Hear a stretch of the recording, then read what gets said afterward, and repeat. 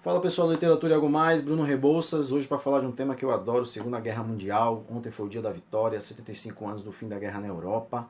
E hoje vamos falar de alguns filmes e alguns livros para a gente conseguir entender um pouco o contexto da Segunda Guerra Mundial através da arte, né? Da literatura e do cinema. Eu vou começar por um filme que eu acho um dos filmes mais bonitos sobre a Segunda Guerra Mundial, que se chama O Pianista, a história incrível do pianista Władysław Szpilman. A luta pela sobrevivência. Ele era judeu, de família judia, e conta muito o começo da invasão nazista à Polônia, que é o motivo pela qual França e Inglaterra vão declarar guerra à Alemanha, né? A invasão da Polônia, que alguns deputados federais de determinado partido, que eu não vou citar, chegou a comemorar ano passado. Mas não é para falar disso hoje. Então vamos falar de literatura e de cinema, né? Mas sempre também lembrando o viés obviamente político que a Segunda Guerra Mundial carrega e todo o seu simbolismo para o mundo como ele é hoje, né? Sem a vitória dos aliados, o mundo com certeza seria outro, né? Então, começando por esse filme, O Pianista, para a gente entender um pouco a invasão da Polônia, por que a Segunda Guerra Mundial começa, o começo do massacre nazista aos judeus, né? E a luta incrível, genial, uma resistência maravilhosa de muitos poloneses no começo da Segunda Guerra Mundial, algo que a gente, como aliados, a gente tem a Polônia também era um aliado, mas eu digo, como a gente é mais americanizado, centro-europeu, então a gente tende a ignorar as pequenas resistências no leste europeu no começo da guerra, a Polônia, a Ucrânia, que tem filmes maravilhosos também que falam disso, mas O Pianista eu acho que a gente consegue entender bastante esse contexto, começando a entender também a dinâmica dos campos de concentração e a maravilhosa resistência do Spielman para sobreviver, né? É uma história lindíssima. Para mim esse filme tem uma das cenas mais bonitas da história do cinema, que é a cena que ele está numa casa escondida e encontra um capitão nazista, e o capitão pergunta para ele o que ele fazia antes, né, da guerra, e ele disse que era pianista. E o cara fala: você é pianista? Então toca alguma coisa. E tem um piano. E é uma das cenas mais lindas que eu já vi, até me emociono de novo. Como todas as vezes que eu vejo, eu sempre quase choro. Na primeira vez eu chorei. E uma iluminação maravilhosa, uma direção muito boa do Polanski. E aí a gente vai saltar para o outro lado da Europa. Vamos para as praias da França, vamos para Dunkerque. E aí indicar primeiro esse filme, Dunkerque, um filme eu acho que é de 2016, né, que conta a história da Operação Dínamo, que é uma operação essencial. E aí, fazer um parênteses rapidamente, a guerra passa por três grandes momentos. Ela passa pela Operação Dínamo, que eu vou comentar mais daqui a pouco. Ela passa pela Batalha de Stalingrado e o Dia D. E são os três pontos mais essenciais para a gente conseguir entender a guerra. E eu separei mais ou menos. E a invasão de Berlim, obviamente, que no final também vai ter um livro de um alemão para vocês aí, quem gosta de literatura, ler, que é um dos livros mais fantásticos que eu conheço. Então, falando de Dunkerque, esse é o ponto, é essa Operação Dínamo. A operação de resgate dos soldados britânicos nas praias de Dunkerque. A França havia capitulado, a França havia negociado. Pétain, que era o presidente francês, que até hoje não entra nas comemorações do dia da vitória, negociou, e ele teve as suas razões. O seu exército estava sendo completamente massacrado, mas naquele momento era necessário um esforço sobre-humano mesmo, né? Como o Churchill sempre dizia. E o Churchill tinha uma frase muito bacana, e aí vamos indicar agora o livro dele, Memórias da Segunda Guerra Mundial. São 2 volumes, eu comprei esse livro recentemente, mas eu conheço um pouco bem a história do Churchill. O livro eu não li ainda, não tive tempo, mas está na fila aqui para ler com certeza. E o Churchill dizia que não se pode negociar com um tigre quando a sua cabeça está dentro da boca dele, né? Que na Inglaterra tinha a ala que queria negociar termos justos com a Alemanha nazista, com Hitler, né? E o Churchill, essa parte da história, em 1940, maio de 40, o Churchill assume o mandato de primeiro-ministro, com Dunkerque sendo completamente bombardeado e todos os soldados britânicos na praia. Então ele cria, junto com o comitê de guerra, cria uma operação completamente maluca de resgatar os soldados com barcos civis, né? E aí também entra um ponto essencial da Segunda Guerra Mundial, que é por que Hitler não bombardeou a praia durante 2 dias, né? Talvez por ter a esperança de negociar com a Inglaterra sem ter que entrar numa guerra de fato, embora já estivesse ali quase um ano de guerra, né? Maio de 1940, a guerra começou em setembro de 39. E eles conseguem resgatar os soldados. Então aí tem Memórias da Segunda Guerra para indicar, e para quem tem uma linguagem mais cinematográfica, e hoje à tarde ou amanhã, pode ver um filme maravilhoso que conta essa história, que se chama O Destino de uma Nação, né? The Darkest Hour em inglês, e aí depende de onde você estiver, vai se chamar O Momento Mais Oscuro, na Espanha e tal. E é um filme que conta os bastidores daquela grande guerra interna na Inglaterra para saber se ia para a guerra total ou se negociava, né? Mas não se pode negociar com um tiro quando a sua cabeça está dentro da boca dele, como dizia o grande Winston Churchill. E aí começa a resistência e aquele discurso maravilhoso que nós não nos renderemos jamais. Saindo disso, então já fazendo um resumo, O Pianista, Dunkerque e O Destino de uma Nação como filmes, e um livro, Memórias da Segunda Guerra. E agora a gente vai para o segundo ponto mais fundamental da Segunda Guerra Mundial, talvez a maior batalha da história, e talvez o ponto principal para a vitória aliada da Segunda Guerra. Hitler, tal qual Napoleão, no dia 22 de junho, na mesma data, os dois resolvem invadir a Rússia, né? Que é uma ideia historicamente ruim, mas a confiança da Blitzkrieg era tão grande e eles, né, os nazistas chegaram a 200 quilômetros de Moscou, né? E a Batalha de Stalingrado. E aqui a gente tem um livro de história, tá com plástico porque eu nunca tirei, já li online. Stalingrado, de um dos maiores historiadores do momento, que se chama Anthony Beevor, em inglês, especialista em Segunda Guerra Mundial. E o cerco de Stalingrado é essencial, porque já tinham tomado São Petersburgo, que hoje em dia, que antigamente era Leningrado, que é a cidade da Revolução Russa, né? Então Hitler comete um erro de logística ao em direção a Moscou, ele resolve tomar Leningrado para humilhar a Revolução Russa, o socialismo, né? Onde nasceu ali o regime soviético. E chega o inverno. Aí todo mundo fala, mas o inverno é para os dois, né? É, realmente, mas enfim.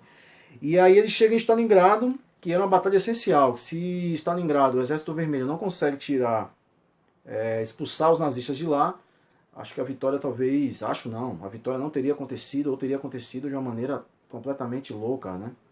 E essa batalha é muito, muito essencial para a Segunda Guerra Mundial. E aí tem um filme muito bom também, que vocês podem também procurar, que chama O Círculo de Fogo. E aí, se tiver atratividade, tem Jude Law no filme, hein? E é a história de um franco atirador russo, e se passa no ambiente de Stalingrado, né? De 1942 a 1943, que foi o cerco, né? E essa batalha é essencial para o começo da vitória aliada. E aí a gente salta também nesse mesmo período um livro que é maravilhoso, um livro incrível, do homem que dizem que é o Tolstói da União Soviética, Vassili Grossman. Ele, jornalista, Vida e Destino. O livro se passa no cerco de Stalingrado, é uma das obras-primas mais maravilhosas da história da literatura, talvez. Um livro completamente vivo, pode-se dizer até que é um livro-reportagem. Ele se voluntariou para entrar no Exército Vermelho, mas ele não tinha altura suficiente, ele não pesava os quilos mínimos para entrar no Exército Vermelho. E ele se alistava em diversas cidades diferentes para poder entrar e nunca conseguia. Então, um dia um general falou, tá, vem com a gente aí, você escreve o que está acontecendo. E ele foi cobrir a Segunda Guerra. Esse é um dos livros fundamentais. Esse livro terminou em 1960, a KGB apreendeu esse livro.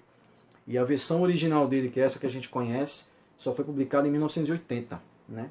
Quando já começou um pouco a abertura na União Soviética. E aqui fala dos campos de concentração, de quando os soldados do Exército Vermelho chegavam para libertar os judeus, o que ele viu. Então, um testemunho de primeira pessoa incrível para você ver. E um filme sobre Stalingrado rememorando o Círculo de Fogo. E aí a gente parte para o outro ponto da Segunda Guerra que é essencial. Expulsos os nazistas da Rússia, tem uma linha, o Exército Vermelho começa a avançar, os Estados Unidos do outro lado vai entrar na guerra, e a gente vai falar de Hiroshima já já. E agora vem aquele que é o dia mais famoso da Segunda Guerra Mundial, né? Dia 6 de junho de 1944, o dia D, que é o dia fundamental para nós ocidentais, né? A Batalha de Stalingrado, em termos táticos, ela é mais importante, mas em termos de propaganda, de ânimo das tropas e de começo de fim o dia D é essencial. Por quê? É essencial porque finalmente a Inglaterra e os seus aliados, Estados Unidos, Canadá e todo o seu império ultramar, voltam a pisar. A França também, com Charles de Gaulle, também, com toda a resistência francesa que estavam todos na Inglaterra, voltam a pisar no continente, na Europa Central. E agora são duas frentes de batalha contra os nazistas. Então agora já começa, 4 anos depois, muda completamente o foco da história e os exércitos nazis já não estão mais atacando. Eles começam a somente se defender, uma resistência que ainda vai durar quase 2 anos, 1 ano e meio. E aí a gente passa para o final da guerra já, né? Acabou a guerra. Então vamos falar primeiro agora de um livro alemão que eu acho que é um dos maiores livros que eu já li na minha vida. Tá nos 10 livros que eu salvaria de uma fogueira, pulando nela, inclusive. E é um dos livros mais lindos que eu já li na minha vida, que se chama O Tambor. Né? Em espanhol, essa aqui é uma versão que eu morava na Espanha quando eu comprei, O Tambor de Hojalata, se você estiver na Espanha. E O Tambor, no Brasil, Günter Grass, Nobel de Literatura de 1999. Maravilhoso livro, é a história de Oskar Matzerath, que começa no começo do nazismo, esse livro. Esse livro é muito incrível para a gente conseguir entender um pouco a sociedade alemã daquele período, a questão do revanchismo, toda a ascensão do partido nazista ao poder e a chegada de Hitler. Oskar decide não crescer. Aos 3 anos de idade, o livro tem muito de realismo fantástico europeu, que quem gosta do gênero vai se encantar com esse livro, porque Oskar, aos 90 centímetros, 3 anos de idade, 90 centímetros, 3 anos de idade, decide não crescer mais e para nessa idade. Só que ele vai crescendo em termos de evolução mental, né? Ele vai completando seus anos, mas sempre com 90 centímetros.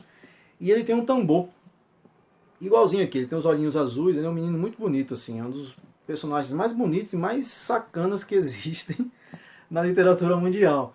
E ele tem um poder que é a voz. Então ele tem muito autobiográfico aqui também, porque o Günter Grass ele foi obrigado a servir na juventude nazista, né, como muitos jovens à época, e na juventude hitlerista, desculpa. Ele tinha ali, eu acho que 13 anos, 15 anos, alguma coisa assim, já era um pouquinho... Era um adolescente, já na verdade ele já era quase adulto, né? Eu não sei a idade dele ao certo. Mas a história de Oskar passa muito pela história do próprio Günter Grass. E ele vai contando muito, e ele decide não crescer porque ele despreza a sociedade pré-nazista, né? Então ele passa por todo o nazismo, aí ele passa por todo o sofrimento alemão da Segunda Guerra Mundial, porque nós, aliados, temos tendência a ignorar o que aconteceu com civis alemães também. Temos tendência a ignorar um fato muito, muito importante, que no dia que os aliados entraram em Berlim, houve 100 mil estupros. Então também a guerra ela é cruel para todo mundo, para os dois lados, não somente para aqueles que supostamente a defendiam e supostamente queriam, né? Como se conta que a sociedade alemã apoiava bastante a guerra. Então vamos tentar separar sempre os civis dos militares. E aí ele passa por todo esse período até a invasão de Berlim em 1945, em maio de 1945, quando o exército, em 3 de maio, o Exército Vermelho entra em Berlim, e aí o general responsável depois do suicídio de Hitler resolve negociar e se render no dia 8 de maio. Então esse livro é um dos livros mais fantásticos assim, que eu já li. Tem outros livros de história, por exemplo, O Resgate do Soldado Ryan, que é com Tom Hanks, ele já se passa justamente nesse período, né? Eles vão buscar o Ryan já dentro de Berlim, já com a invasão ali no final, Tom Hanks ali caído no chão, tanque de guerra vindo, quase passando em cima dele, e dá tudo certo, porque o Tom Hanks é imortal, né? E aí, finalizando a guerra na Europa, dia 8 de maio de 1945, a gente pula para o Pacífico, né? Porque a guerra continuou na pegada no mar, principalmente, né? No céu, entre Estados Unidos e Japão, especialmente, óbvio que com a ajuda também dos aliados, mas os Estados Unidos se concentrando muito mais nisso. E aí chega o dia 6 de agosto de 1945, quando Roosevelt decide apertar o botão e soltar a bomba de Hiroshima. E aqui um livro, reportagem, a maior reportagem do século XX, John Hersey, para a revista The New York, e ele vai em 46, na verdade, né, mas é o período ali, a guerra já tinha acabado quando ele vai lá, e ele entrevista 6 pessoas que estavam em Hiroshima e que sobreviveram ao ataque atômico, entrevista essas 6 pessoas, E 20 anos depois, em 1966, ele volta e entrevista as 6 mesmas pessoas e vai mostrando o resultado dos efeitos da bomba atômica, né? E é maravilhoso isso aqui. Esse livro é um dos livros mais tocantes, mais marcantes e talvez de um dos eventos mais injustificáveis, né? Embora estivesse numa guerra, o ataque atômico desde esse dia não se justifica, né? E depois teve Nagasaki também, que foi muito importante, mas o livro de John Hersey, aqui tá assim, já tem um plásticozinho. Eu já li esse livro e eu deixo ele no plástico porque eu gosto muito dele e como eu já li, eu não quero abrir para ele não ficar exposto. Então é isso. Segunda Guerra Mundial, recapitulando tudo, na legenda vai estar o nome de todos os livros e filmes que eu citei. E é isso aí, espero que vocês tenham gostado, deixe o seu like, comentário, qualquer dúvida, sugestões de livros também que eu não citei, passou um monte de filme que você gosta, já leu, ou já gosta de filme, já viu, ou já leu, deixe aí nos comentários que a gente vai debatendo. Um abraço.